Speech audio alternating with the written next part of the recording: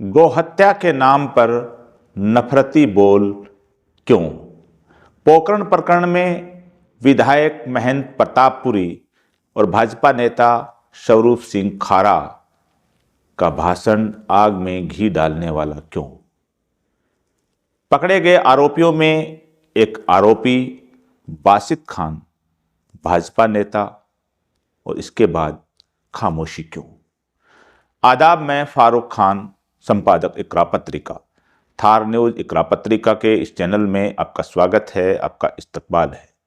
जैसा कि हमने इंट्रो में बताया है, आप लोगों को मालूम भी है, कुछ दिनों पहले राजस्थान के जैसलमेर ज़िले में जो पोकरण कस्बा है, एक ऐतिहासिक कस्बा है जो एटमी टेस्ट से भी जुड़ा हुआ है, उस कस्बे के पास में एक गांव के अंदर गोहत्या का प्रकरण हुआ। उसके अगले दिन पोकरण बंद हुआ, नफरती भाषण हुए, आरोपी पकड़े गए, बुलडोजर चला। सवाल ये है कि गोहत्या के मामले में जो नफरती बोल नेताओं के क्यों होते हैं, खासकर भारतीय जनता पार्टी के नेताओं के। और जो पकड़े गए आरोपी हैं उनमें एक आरोपी बासित खान, जिनके बारे में बताया जाता है कि वो भाजपा के नेता हैं, भाजपा अल्पसंख्यक मोर्चे के उपाध्यक्ष जिले में रहे हैं। उसके बाद सब खामोशी है। वो खामोशी क्यों भाजपा के नेताओं में वो बनी हुई है? इसी मुद्दे का एपिसोड है, जिसे आप आखिर तक देखिए। इसको ज़्यादा लाइक करें, शेयर करें, सब्सक्राइब करें, ताकि ये मुद्दा है वो ज़्यादा से ज़्यादा लोगों तक पहुंच सके। प्रकरण है 8 जनवरी का। 8 जनवरी को पोकरण के पास में एक गांव जो केलावा, उस गांव में हत्या होती है एक गाय के बछड़े की, बैल की। और जो आरोपी हैं, इसमें 6 आरोपी हैं, 6 के 6 पकड़े गए हैं। 10 तारीख को, 10 जनवरी को जो पोकरण कस्बा है उसके बंद का ऐलान होता है। वहाँ विरोध प्रदर्शन होता है, सभा होती है, और उस सभा के अंदर भारतीय जनता पार्टी के नेताओं के जो बोल हैं, जो भाषण हैं, वो आपने सुने हैं। बड़े ही दर्दनाक हैं, बड़े ही नफरती हैं, बड़े ही निंदनीय हैं। और वो सारे के सारे भाषण का जो लब्बो-लुबाब है वो एक तरह का आग में घी डालने वाला है। सवाल है, ऐसा क्यों? हम वो उनके भाषण और वीडियो इसमें दिखाना भी नहीं चाह रहे हैं, और हम दिखाते भी नहीं ऐसी चीज़ों को, क्योंकि जो नफरती बोल हैं वो किसी के लिए फ़ायदेमंद नहीं होते। वो समाज में आग लगा सकते हैं, नफरत फैला सकते हैं, फसाद करवा सकते हैं। तो ऐसे जो भाषण हम कभी दिखाते भी नहीं। तो 10 जनवरी को जो विरोध प्रदर्शन हुआ, जो पोकरण को बंद किया गया, उसमें भाजपा के नेताओं ने जो भाषण दिए, उसमें मुख्य तौर पे हम 2 का जिक्र करेंगे। एक पोकरण के जो विधायक हैं महंत प्रतापपुरी, और दूसरे जो भाजपा के नेता जो शिव से चुनाव लड़े थे, हार गए थे, बहुत बुरी हार हुई, स्वरूप सिंह खारा। दोनों ने बड़े ही घटिया स्तर के भाषण दिए, नफरती भाषण। जो एक तनाव का माहौल था, पूरी तरह से एक जो माहौल बना हुआ था तनाव का, जाहिर सी बात है गाय के प्रति हिंदू भाइयों की आस्था है, उसकी मर्डर की, हत्या की जो खबर मिलती है तो तनाव होता है। तो वो जो तनाव का माहौल था, उसमें जो आग में घी डालने का जो काम नेताओं ने किया, उसमें जो प्रमुख तौर पे वहाँ के पोकरण के विधायक महंत प्रतापपुरी और भाजपा के नेता स्वरूप सिंह खारा। महंत प्रतापपुरी भी भाजपा के विधायक हैं। तो इन्होंने क्यों किया? क्यों का जवाब तो ये है कि पूरी शुद्ध ये राजनीति है। यानी एक आसान तरीका अपना लिया है देश के अंदर कि हिंदू मुस्लिम ध्रुवीकरण करो, चुनाव जीत जाओ। यानी चुनाव का जो मुद्दा है, विश्व के सबसे बड़े लोकतंत्र में, जहां 150 करोड़ के करीब आबादी है, 100 करोड़ के करीब वोटर हैं, जहां भांति भांति के लोग, खान पान, कल्चर है, और उस देश के अंदर जो बात होनी चाहिए रोटी रोजगार की, नौकरियों की बात होनी चाहिए, बेरोजगारी की बात होनी चाहिए, असंख्य युवक युवतियां जो शिक्षित हैं, प्रशिक्षित हैं, वो देश में बेरोजगार हैं, और एक अदद नौकरी के लिए वो दर दर ठोकरें खाते रहते हैं। वेल क्वालिफाइड बच्चे बच्ची हैं, वो 10, 15, 20 हज़ार की नौकरियां गांव से, अपने घर से दूर शहरों में करते हैं। ऐसी हालत है देश की। तो मुद्दा जनहित का होना चाहिए, नौकरियों का होना चाहिए, बेरोजगारी का होना चाहिए। लेकिन जब इसके ऊपर सत्ताधीश बात करेंगे तो जाहिर सी बात है फिर इस पे लोग सवाल उठाएंगे। नौकरियां दे नहीं पा रहे हैं, रोजगार दे नहीं पा रहे हैं, तो फिर राज नहीं आएगा। अब राज आने के लिए सस्ता सीधा आसान तरीका है, वोट का ध्रुवीकरण कर दिया जाए, वोटों को बांट दिया जाए हिंदू मुस्लिम मुद्दे के अंदर। एक आसान तरीका अपना लिया है और बिना लाग लपेट हम ये कह रहे हैं कि भारतीय जनता पार्टी के नेताओं ने तो इसको अंदर पूरी तरह से पीएचडी कर ली है कि जो पूरी उनकी जो राजनीति है वो हिंदू मुस्लिम ध्रुवीकरण पर, पाकिस्तान के नाम पर, बांग्लादेशियों के नाम पर, रोहिंग्याओं के नाम पर, मंदिर मस्जिद के नाम पर, यानी ऐसी राजनीति करते हैं जिससे हिंदू और मुस्लिम हैं वो एक तरह के बंट जाएं, वोटों का ध्रुवीकरण हो जाए और चुनाव जीत जाए। ये एक शुद्ध राजनीतिक कारोबार भारतीय जनता पार्टी ने अपना लिया है। विपक्ष की देखिए, माफ कीजिए, विपक्ष में वो दम नहीं है कि जनहित के मुद्दों पर जम करके भाजपा को घेरे, भाजपा की सरकार को घेरे, ऐसा दम विपक्ष में नहीं है। विपक्ष भी अपने आप में क्या संभल के चल रही है, ये हर राज्य का खेल है। तो इसमें महेंद्र प्रतापपुरी और स्वरूप सिंह खारा ने बात इसलिए कही, ये एक तनाव के माहौल में जो आग में घी डालने का काम इसलिए किया ताकि आसानी से वोटों का ध्रुवीकरण रहे और अगला चुनाव हम आसानी से जीत जाए। तो महेंद्र प्रतापपुरी तो वर्तमान में विधायक हैं। महेंद्र प्रतापपुरी के नाम के आगे जैसा कि महेंद्र लगता है, वे एक धार्मिक स्थान से जुड़े हुए हैं। तो यहां हम ये भी कहना चाह रहे हैं कि एक धार्मिक स्थान से जुड़ा हुआ आदमी जो साधु संत महंत जिसके बाबा नाम के आगे पीछे लगता है, उसकी तो बहुत बड़ी जिम्मेदारी बनती है समाज में सौहार्द का माहौल रहे, लोगों में भाईचारा रहे, कहीं अशांति नहीं हो, कहीं हिंसा का माहौल नहीं पनपे, कहीं तनाव का माहौल नहीं पनपे। अगर ऐसा पनप भी जाता है तो धार्मिक व्यक्तियों की, जो साधु संत बाबा पीर फकीर जो हैं, उनकी एक जिम्मेदारी बनती है कि वे उस तनाव के माहौल में जो आग लगने को तैयार रहती है उस आग को बुझाएं, लोगों को समझाएं कि ऐसा नहीं करना चाहिए। ये जिम्मेदारी बनती है धार्मिक व्यक्तियों की। लेकिन महेंद्र प्रतापपुरी ने तो आग में घी डालने का और ज्यादा काम किया। तो ये अपनी जगह बड़ा ही अजीबोगरीब काम है। अब जो स्वरूप सिंह खारा हैं, वे बाड़मेर जिले की शिव से उन्होंने चुनाव लड़ा था 2023 का भारतीय जनता पार्टी के सिंबल पर। और आपको ये सुनकर ताज्जुब होगा, जो उस क्षेत्र के लोग हैं बाड़मेर जैसलमेर के, उनको सबको मालूम है कि राजस्थान में 2023 के चुनाव के बाद में भारतीय जनता पार्टी की पूर्ण बहुमत की सरकार बनी, लेकिन शिव सीट के ऊपर स्वरूप सिंह खारा न सिर्फ हारे बल्कि चौथे नंबर पे रहे और उनकी जमानत भी जब्त हुई। यानी स्वरूप सिंह खारा हैं, वो भाजपा के सिंबल पर 2023 में शिव विधानसभा सीट पर चौथे नंबर पर रहते हुए उनकी जमानत जब्त हुई। वहां से रविंद्र सिंह भाटी निर्दलीय के तौर पे जीते, कांग्रेस वहां तीसरे नंबर पर रही, पूर्व विधायक पूर्व मंत्री अमीन खां वहां तीसरे नंबर पर रहे। रविंद्र सिंह भाटी भी राजपूत हैं, स्वरूप सिंह खारा भी राजपूत हैं और महेंद्र प्रतापपुरी भी राजपूत हैं।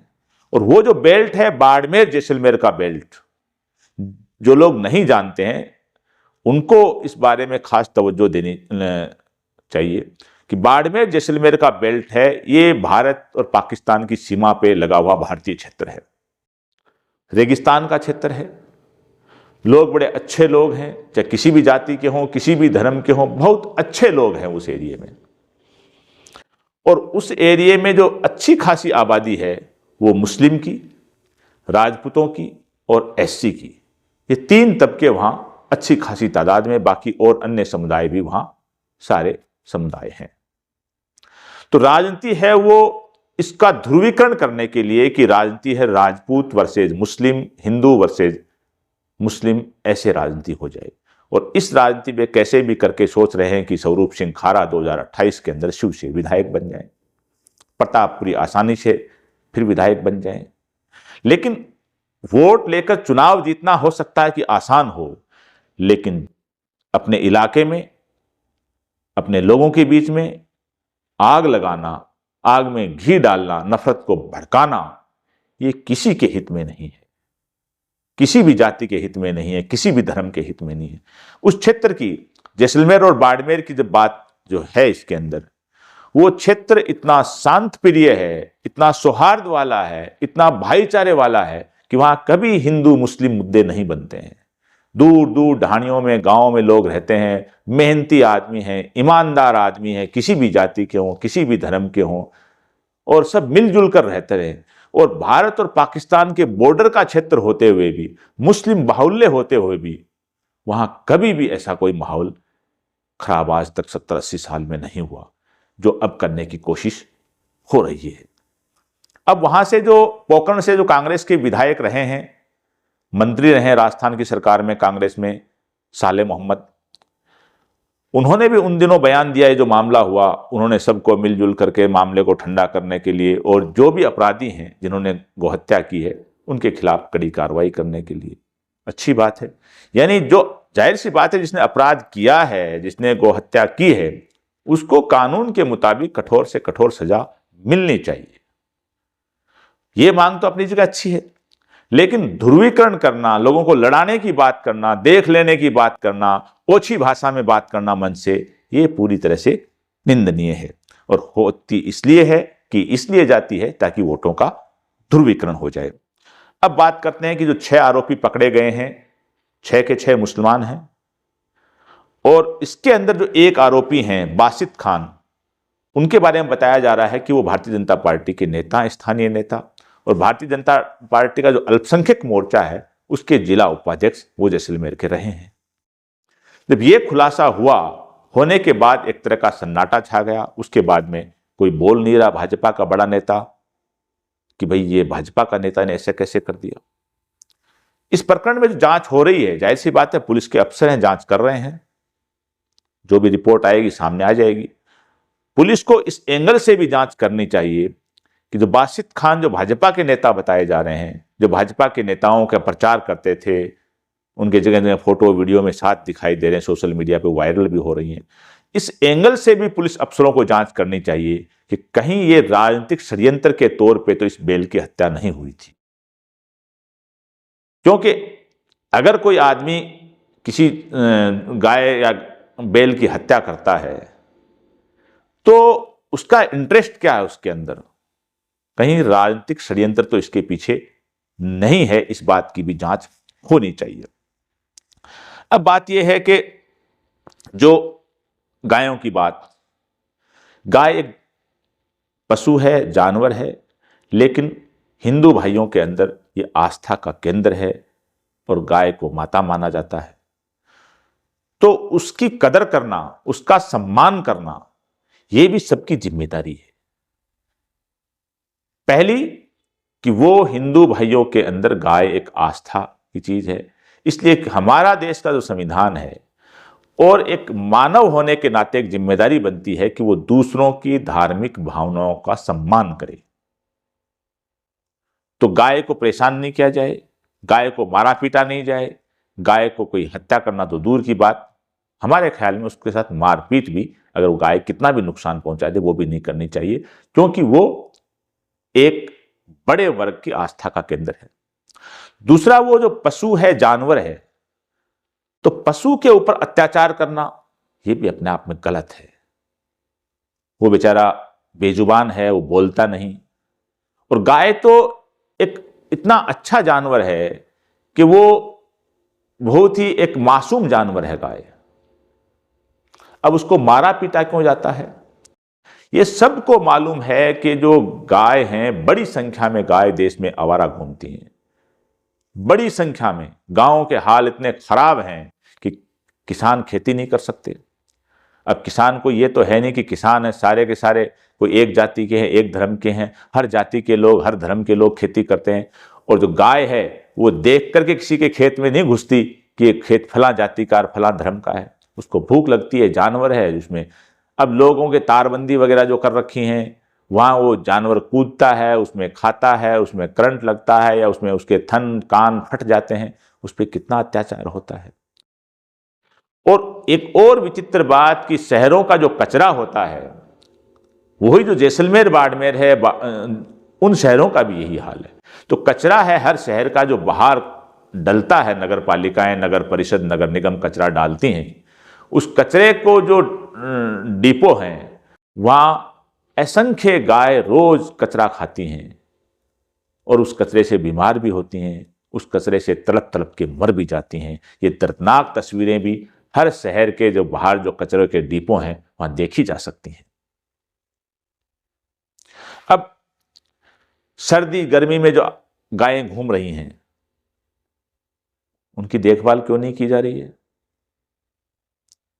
राजस्थान के अंदर स्टैंप ड्यूटी जो गायों के नाम पे ली जाती है, बड़ा अनुदान है जो गौशालाओं को दिया जाता है, और ये भी सबको मालूम है कि इस खेल के अंदर भी, क्योंकि इंसान है, बेईमानी करता है, इतनी गायें गौशाला में हैं, इतना चंदा ले लिया, इतना ये हो गया, वो हो गया, इतने रजिस्टर में रिकॉर्ड में दिखा दिया, और उन्हीं गौशालाओं के अंदर जख्मी और बूढ़ी गायें काफी संख्या में होती हैं। बाहर जो आवारा घूमती हैं अलग खेतों में, जो शहरों का जो कचरे डिपो में कचरा खा के जो मर रही हैं या मरणासन है वो अलग हैं। यानी गायों की जो दुर्दशा क्यों हो रही है? अच्छा खासा पैसा स्टैंप ड्यूटी में गायों के नाम पे लिया जाता है। गाय एक आस्था का एक केंद्र है एक बड़े वर्ग के लिए, फिर इतनी संख्या में गायों का आवारा घूमना और उनके ऊपर अत्याचार होना, ये अपने आप में बहुत गलत है। कोई भी करे, कोई भी गाय को चाहे उसका हत्या करे, उसके साथ मारपीट करे, कुछ भी जाति करे, उसके खिलाफ कार्रवाई होनी चाहिए। लेकिन कार्रवाई इस चीज की भी होनी चाहिए कि गौशालाओं के नाम पे जो लंबा चौड़ा चंदा चिट्ठा सरकार से अनुदान सब दिया जाता है, वहां भी जांच पड़ताल होनी चाहिए पूरे प्रदेश के अंदर, पूरे देश के अंदर, कि गौशालाओं में कितनी गायें हैं, कितना पैसा आता है, क्या नहीं आता है, सारा होना चाहिए। जो कचरे डिपो के पास में हर शहर में जो गायें कचरा खाती हैं, तड़पती हैं, मरती हैं, उसकी भी जांच होनी चाहिए। वहां के नगर पालिका, नगर परिषद, नगर निगम के अधिकारियों की भी उसके अंदर कि भाई ये क्या हाल हो रहा है। अब सबसे बड़ी बात ये कि गायों को पालता कौन है? किसान पालता है। वो किसी भी जाति का हो सकता है, किसी भी धर्म का हो सकता है। वो किसान अपने बच्चों से भी ज्यादा गाय और गाय के बछड़े बछड़ी से प्यार करता है, क्योंकि वो उसका आर्थिक साधन होता है, दूध देती है, घी देती है, उससे इनकम होती है। तो उस गाय को किसान पालता है, लेकिन उस गाय के नाम पे जो राजनीति करते हैं, जो हुड़दंग मचाते हैं, जो गुंडागर्दी करते हैं, गोहत्या के नाम पर जो एक तरह का अवैध वसूली करते हैं, लोगों के साथ मॉब लिंचिंग करते हैं, वो गुंडागर्दी करने वाले, जो राजनीति करने वाले, उनका एक तरह से गायों से कोई संबंध नहीं होता है। वो सिर्फ गायों के नाम पे ध्रुवीकरण कर सकते हैं। तो ये भी एक चीज होनी चाहिए कि अब गाय की बात कर रहे हो तो ये भी देखो कि आपने क्या गाय पाल रखी है।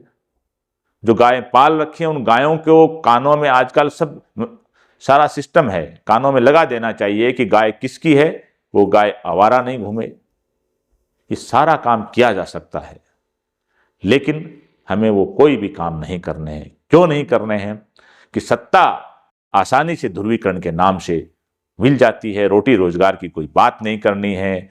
कहीं किसी गाय के कुछ हो जाए तो हुड़दंग मचा के आंदोलन के नाम पर हिंसा करनी है, मारपीट करनी है।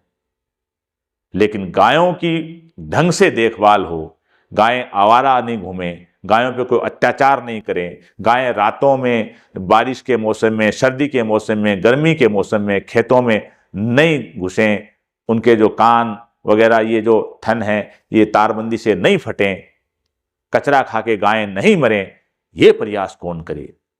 ये प्रयास उनको करना चाहिए जो सत्ता में बैठे हैं। ये प्रयास उनको करने चाहिए जो नगर पालिका, नगर निगम, नगर परिषद के जो अधिकारी हैं, उनको करना चाहिए। ये प्रयास उनको करना चाहिए जो गौशालाएं चला रहे हैं, बड़ा चंदा इकट्ठा कर रहे हैं और सरकार से अनुदान भी ले रहे हैं। और हम सबको भी ये प्रयास करने चाहिए, और खास तौर से ऐसे कि पोकरण में जो हुआ है कहीं इसके पीछे कोई राजनीतिक षड्यंत्र तो नहीं है, इसकी जांच पुलिस अफसरों को करनी चाहिए। हमारा ये एपिसोड आपको कैसा लगा? अपने जो विचार हैं कमेंट बॉक्स में व्यक्त कीजिए, ताकि हम ऐसा कोई और एपिसोड बनाएं तो आपकी राय को उसमें शामिल कर सकें। आज के इस एपिसोड में बस इतना ही। जय हिंद, जय भारत।